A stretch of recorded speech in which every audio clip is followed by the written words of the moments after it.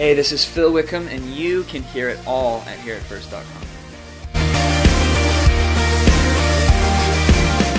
Yeah, the new album's called The Ascension, and I am more excited about this project from start to finish than I have been about any record so far.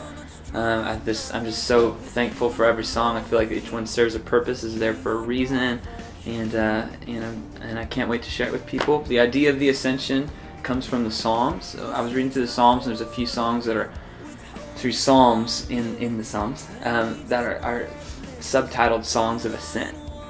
And as I kind of looked into that, there's a lot of people that believe, scholars and pastors, whatever, that these were special psalms that were set aside for the people of Israel back in the day when there was like a temple and God dwelt there, and it was the holy city of Jerusalem. And during the year, there's a couple festivals or feasts, they were called. They're nationwide things that all the people would come from all different places of the nation of Israel and climb up these hills of Jerusalem into the holy city. And so as they were literally ascending, they would sing these songs of ascent, the songs of worship and remembrance, and the holy special songs. And I just thought that was a beautiful picture as I kind of thought that through. Like, man, this whole nation, the people of God, like walking up this hill, excited to be in God's presence, because back then it says in the Bible that God literally dwelt in that temple, you know, and His glory was there.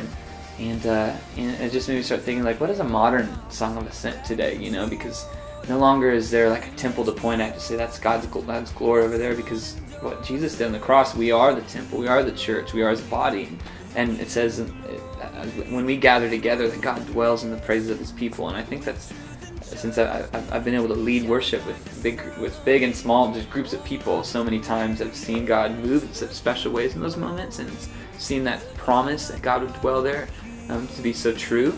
And so I kind of wanted to be like, I want to write some modern songs of ascent, modern songs of wanting to be in God's presence, and so that's what a lot of this theme of this record is about, wanting to be in God's presence and more of Him in our life, and for the thirst for Him to grow.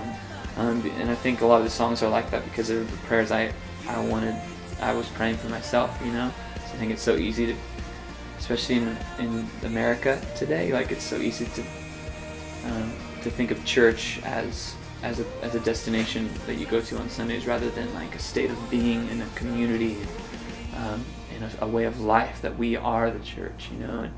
And so that's what I hope this record creates, that kind of thirst for more of God for people. Worthy is the King who conquered the grave. This is Amazing Grace is a song, it's like a celebration song about the grace and love of God, this King of glory who speaks stars into existence but died on a cross for our sins. You know, it's just the best story ever told, and it's celebrating that story. And this song was written over the longest period of time, I think, of any song I've written, because this one I started writing with a buddy named Josh Farrow, who used to be in the band called Paramore, back when I wrote this song with him.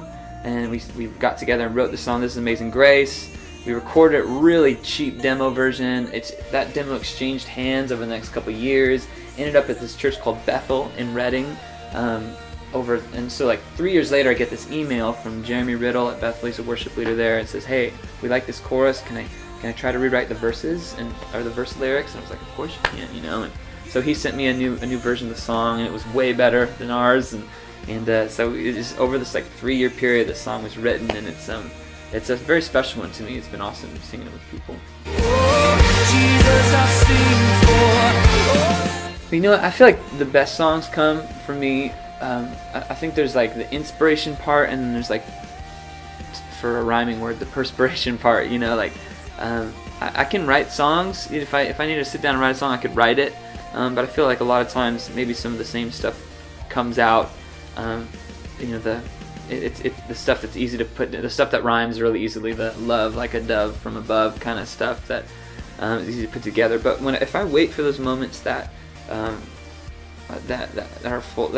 special, I feel like moments where God reveals Himself to me in just a new, fresh way. You know, like I've grown up knowing about God, and I've read the Word, and there's still a lot to learn. But I feel like I've got a good foundation of what it means to be a follower of Christ, and but there's still new ways to view the cross and how it relates to me, and there's still new ways to see. There's infinite ways to see God's love or God's grace or His story in new ways. And just once in a while, whether it's through my little girls or through my wife or through music or art or something I'm reading or whatever, God just kind of twists that big gem that is something of Him, and I see it just in a little different light, and it's like, wow, that's a song right there. I just got to figure out what it is now, you know. And so those moments of inspiration are a little bit few and far between, but when it happens, I love to jump on them and kind of chase down what that means, what that truth, that kind of fresh way of for me to see something, what that fresh truth means in a song form.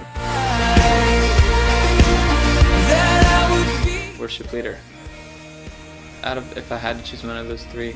So when I say worship leader, just best describes me, I don't mean that in like the job kind of definition way, you know, like, because I feel like if you think of worship leader, like capital W, capital L, you know, semicolon, some guy's name, and read it in the church bulletin. That's not what I'm talking about, you know. Even though that's an awesome way to be. My dad's been a worship leader at church for my whole life. But just, I guess in the fact that when I'm most satisfied as an artist or a songwriter is when my songs are being used to lead people in worship. And I don't think that it makes me more holy or makes someone who does it for the sake of just the beauty of the art any less holy, you know. Just that's how God has made me, I've found, is that when I'm writing songs and creating music that leads people in worship, that whether it's in a church setting or it's in a moment where people are just sitting back listening to a song and being blessed with the truth of God or thinking about Him in a fresh way, or, you know, it doesn't have to be in the traditional sense of even leading worship, but when it's creating a moment where people can encounter God and respond to Him, you know. I think in that sense, I'm probably a worship leader more. I think I would say if I was just most satisfied with people being inspired by the art, then I think I'd probably be an artist a little bit more than a worship leader. Or if I'm most satisfied in crafting the song, you know, maybe it'd be something. But I think because of the goal of songwriting and art is worship leading for me, I guess. Worthy is the King